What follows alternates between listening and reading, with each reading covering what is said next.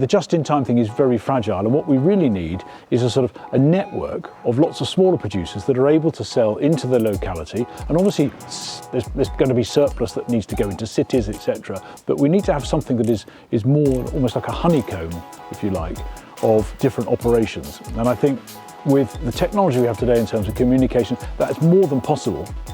But it also is about re-empowering farmers. And farmers, if you think about it on the sort of the global multinational model, which is a sort of a out-and-out capitalist model, in my lifetime in farming is constantly disempowered farmers, and it squeezed them tighter and tighter and tighter until farmers are expected to do a huge amount for very little or at a loss.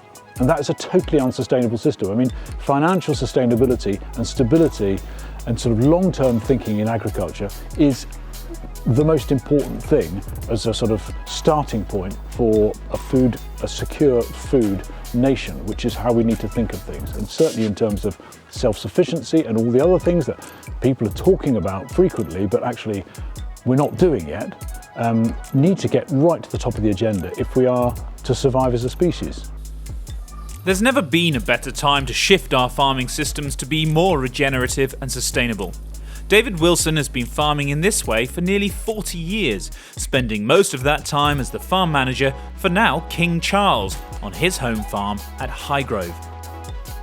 When I first went to Highgrove, I was asked if I would be interested in trying some biologically sustainable farming, which is something I knew very little about, but it was a great opportunity to sort of start trying to grow food without using the high level of inputs that I'd been trained to do at agricultural college, because that was considered the norm. I guess 35, 40 years down the line, we now realise that actually business as usual is not an option, and that we have to change what we're doing, and that all our activities have to be as sustainable as possible. David now farms 1,750 acres in the Cotswolds, which includes Fir Farm, a 750-acre mixed farming enterprise. The Red Pole is a dual purpose, an old breed, so its production levels are pretty low. But because it is genetically not so highly tuned, it means that you can get that milk without having to spend a lot of money on concentrates. So this herd gets no concentrates, gets no grain-based food at all. It just gets silage, a bit of hay, and then grazing. And so it means your cost of production per litre is very low. And I think that's one of the key things that I wanted to really work with in a slightly experimental way with these cows, and they can certainly do it. 4,000 litres, even 3,500 litres, and you can retail that at, we sell ours for £1.20 a litre. There are plenty of farms that will be selling their organic milk at £1.50, £1.70, quite a lot more. What we're trying to do is produce something it's a good product, something people really like at a reasonable price that isn't that dissimilar from a supermarket, but we're cutting out all the bit in the middle. I think a vending machine is good because it's actually essentially it's a pretty simple piece of kit. It's just a fridge with a few little gizmos on it. They don't need much input at all. And I know one of the things with retailing and setting up a shop is, you've got all these overheads, and if there's nobody in the shop, those overheads are still got to be paid. Whereas vending machines, which have become pretty sophisticated now, could be and are being used more and more to sell quite a wide range of products. Yeah, so this is silage from a mixture of grass and clover lays, as well as deep rooting herbal lays, which are pretty diverse. So the deep rooting herbal lays contain things like chicory, medic, samfoin, plantain, all those sorts of things. And that diversity does, I think, give you a better spread of trace elements in both grazing and obviously silage. But also they're pretty resistant to hot spells. The deep rooting helps in droughts and that sort of thing. Okay, so this is one of the fattening sheds. So we've got fat cattle in here, all around 2 years of age. Most of the cattle in here are fit. And they've been fed on grass only, so silage or grazing. So no concentrates again. Very easy to do with native breeds in the UK, but obviously you're not going to fatten them quite as quickly. So spring calving, but everything away really by the end of the second winter. A couple of interesting things we've learned is sort of weaning. We use creep gates now and wean quite late, and that actually keeps the weight off the cows a little bit, but also I think the calves do much better. Instead of weaning on housing, we have a little gate they can pop through, start feeding the calves silage from the moment they come in maybe late November, early December. Cows are on sort of pretty sparse rations, hay and feed straw, but it keeps the calves moving, and then when the cows are getting close to calving, we just stick a bar across and no mooing, no stress, nothing. And I think of what I've done in the past, which is probably not very good. And that keeps them moving forward. Second summer out at grass, and then finishing the winter off this grass clover herbal lay mix of silage, which they seem to do very well on. You can get a good kilogram a day once they've sort of settled into the winter. The breeds that we got here are Sussex and Hereford, but I'd say one of the things that we found when we came here, we had a type of Hereford that was not really fit for purpose. The traditional Hereford is much more the sort of animal we want, and the Sussex, again, really good breed in terms of converting forage into meat. All the yards on the farm are deep litter housed. I mean, we're lucky in that we grow a lot of straw because our heritage varieties produce tall straw, so we have plenty of bedding, and we use that to create farmyard manure that we then compost and apply back to the land.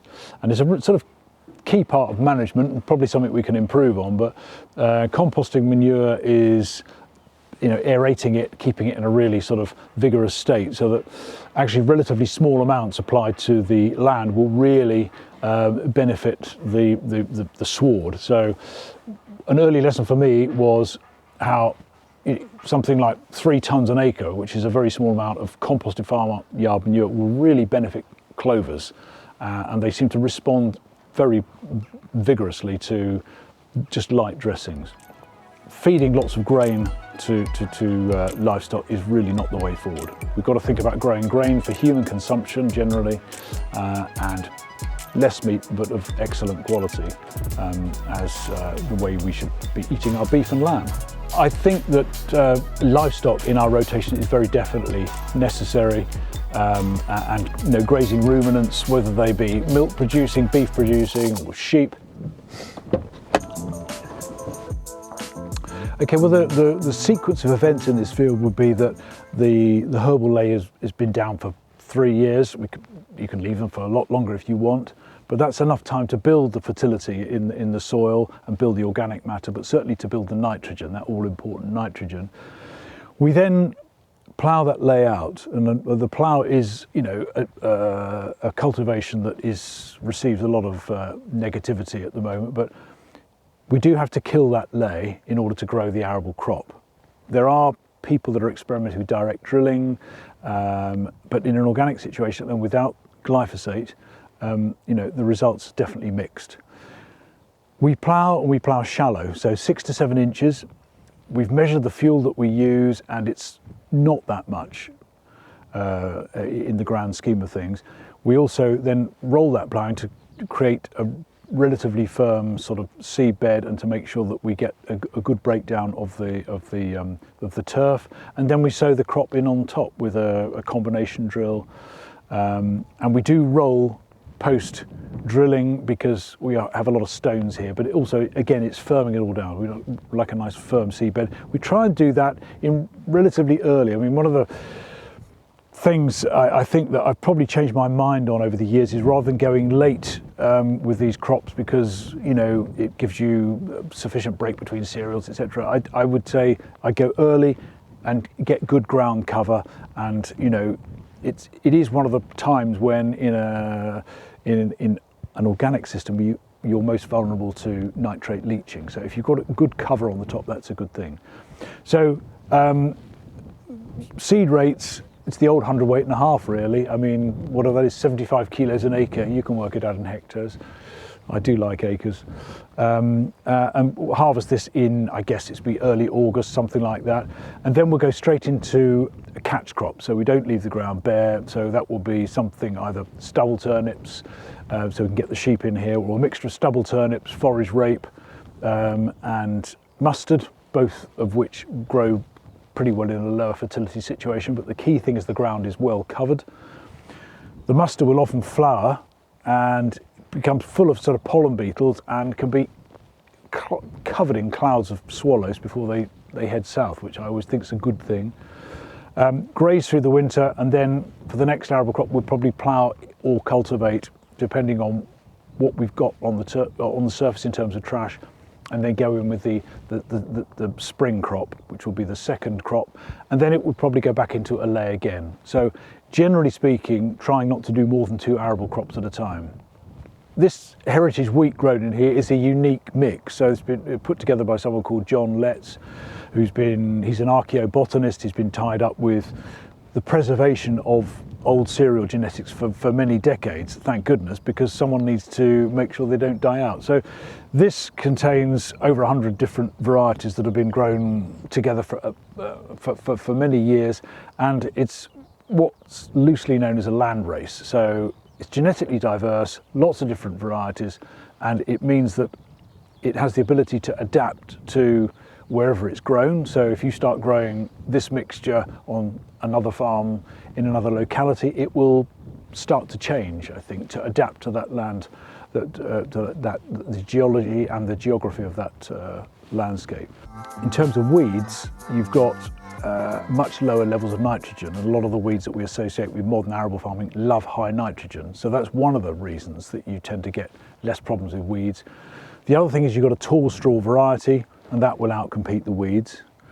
You're also coming out of a lay of grass and clover and mixed herbal lays and that sort of thing.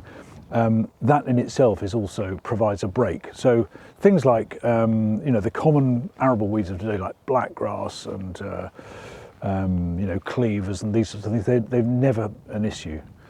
In terms of disease, it's well understood that actually not having high nitrogen doesn't weaken the cell wall of the plant and doesn't give that sort of shock that you tend to get on an intensive system that you then have to address by applying a fungicide. So in a conventional system, you've got to apply all the bells and whistles, which costs a lot of money, as opposed to this, which is obviously lower yielding but lower input and requires no cost. So you're less risk. In terms of yield, the range would be sort of 1.5 tons to 2 tons an acre, something like that. A modern variety here would probably do twice that. Lower yield is inevitable if you're not putting the inputs on, that's a fact. But I guess one of the points I make, looking a little bit wider, is that over half the grain that we grow in the UK is fed back to livestock, and so which is sort of meat and milk production. So if we look at consuming less of those products and producing grain only for human consumption, or mainly for human consumption, we could actually address some of that balance. But also we could produce that food without having to have the high level of chemical inputs that are A, expensive, and B, harming the environment in ways both known and unknown. One of the advantages for us as mixed farms, as a lot of Cornish farmers will be, you've got livestock as well as your cereals, is the colossal amount of straw that you get from these crops has a really high value. So in fact, the most straw I've ever baled has been from some of these crops. And we had a rye crop a couple of years ago where we got 13 5-foot round bales to the acre. So a huge amount of straw. And obviously that's got a lot of value in terms of the farmyard manure that it creates, that you can then compost and reapply to that land. So it's not actually leaving the system, it's not leaving the farm. I mean, I think wholesale change is needed, really. And actually to think that we can go on applying these sort of inputs which we know are ending up in the environment, that we know are creating havoc with the planet's natural systems. I mean, we see it over and over again, and yet we still try and sort of justify their use. And I guess in the short term, we don't have any choice, because that's what we do to produce our food. But the regenerative farming of, if you like, the last 5 years or so is very much variations on a theme. It's certainly a good thing in terms of it's creating a change in farmers' thought processes, and everybody realises we've got to look after the soils better. But essentially we're still relying heavily on one chemical, and that's glyphosate, and that's Roundup.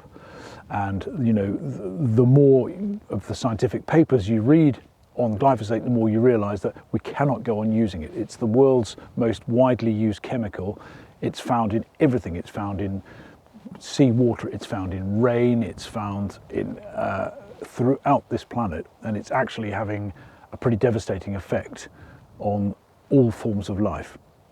I mean, we managed before glyphosate to grow perfectly good crops, so we don't actually need it. It's a jolly useful chemical, and I can really understand why farmers want to use it. I mean, I've used it myself in the past, but I've never lost a crop.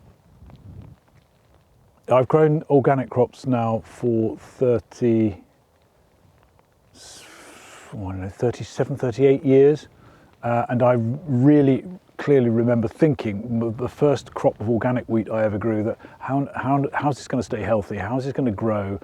How am I going to keep the weeds out? I can really remember seeing that, and or thinking that, and I've still got my old textbooks, which are things like Growing Cereals, which was a Bayer publication that we got free at college, funnily enough, that's what I've been brought up on, and yet it quickly became clear to me that you can grow perfectly good crops without all the disease and weed problems that you imagine you're going to get. In terms of, if you like, a leaky system as far as nitrogen goes, when you plough land, it is when you're likely to get most losses. It's when the textbooks would tell you you will get the most losses, particularly in a sort of a warm, wet autumn. My gut feeling is that you don't lose anything like as much as you think you do. It might be a small amount, I guess, is inevitable.